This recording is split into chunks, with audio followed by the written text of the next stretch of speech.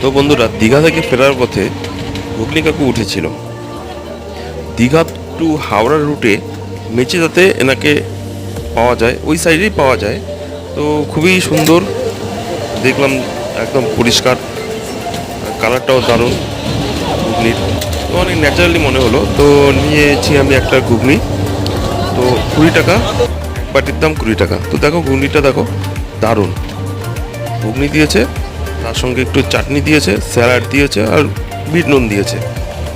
তো খেয়ে তো আমার দারুণ লাগলো।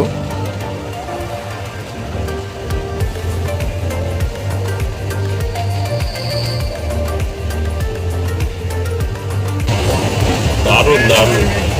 ট্রেনের খাবার হলেই যে সবসময় খারাপ হবে এটা মানে আমি ভাবি না।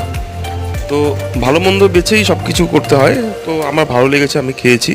তোমাদের